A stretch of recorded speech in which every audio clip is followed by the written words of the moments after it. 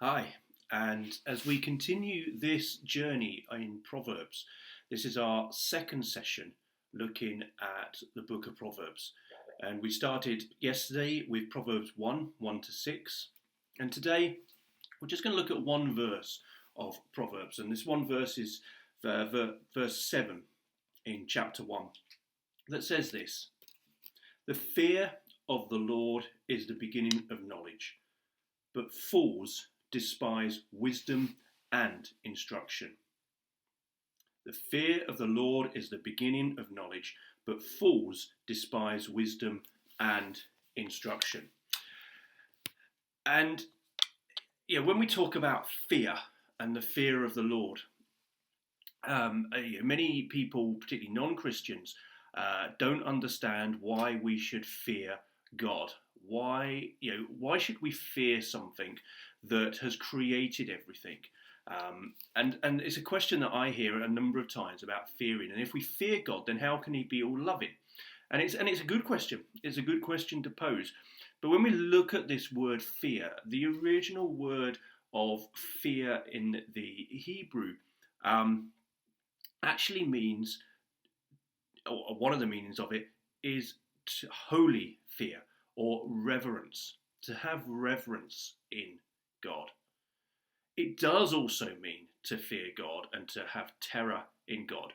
And reverence and fear and terror, they all actually work together, because let's put it this way, okay? If we know what God can do, if we know the power of God, if we know the glory of God, why on earth would we want to do anything that goes against God? And therefore, our fear is in doing something that goes against God. It's doing something that would upset God. Because we know how powerful He is, we are not going to want to upset Him. And therefore, we are going to live a life that is wanting to not upset Him because of His love, because of His greatness. And we can say, because now we know what Jesus has done, what His Son has done on the cross for us, that we don't want to cause any division between us and our Heavenly Father. And therefore, we want to be in reverence with God. We want to revere God. So why? Why would we want to do anything that goes against that? So that's the first thing, that when it says here, the fear of the Lord is the beginning of wisdom, it's so true. If we don't want to upset Him, then there's the knowledge.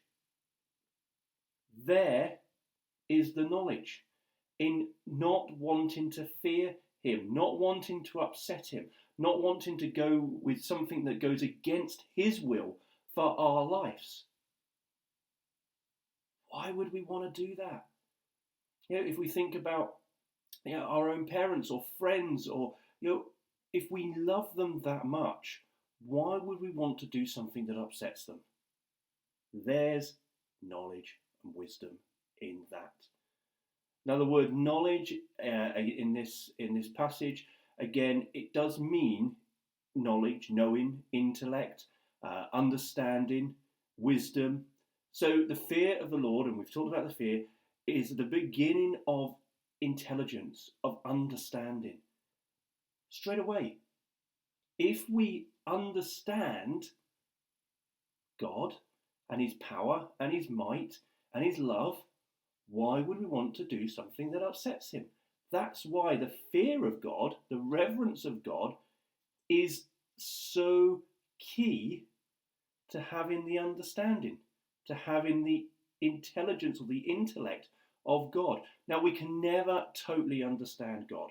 We can never plan in ourselves for what God will do. If we do that, then we don't know God. Because God, it goes beyond anything that we can comprehend in our own minds. But if we can have an understanding of God's love and of God's mercy and grace and who he is and his power, then, as I said, we will not want to go against that. We will not want to do something that upsets him. And then the second part is the contradiction to that, but fools despise wisdom and instruction. Those that are foolish will not want to follow this. Those that are foolish do not like, first of all, wisdom.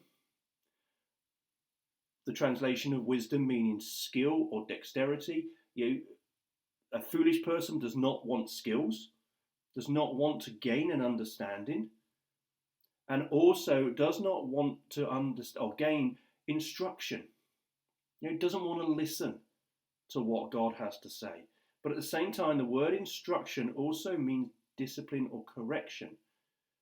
Correction in doing what's right.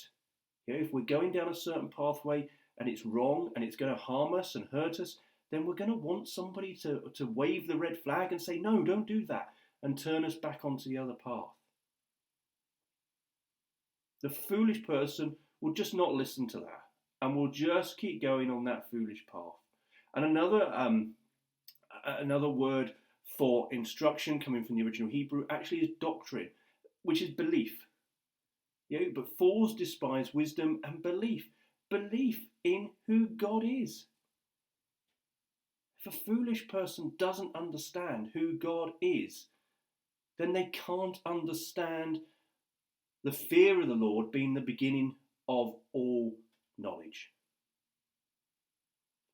How would you rather live?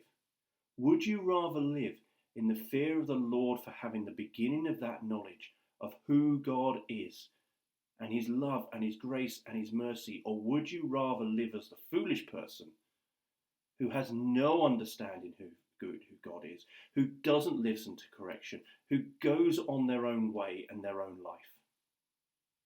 It's a powerful passage when we break it down. So I encourage every single person today that's listening to this passage, check where you are. I check where I am.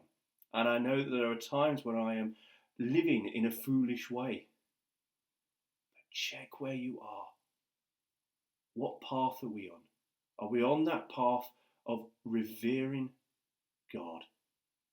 Or are we on that path of foolishness, of not listening to God, of not wanting to go on God's path? Bless you, and I hope that this has encouraged you and strengthened you, and that you will feel empowered by God.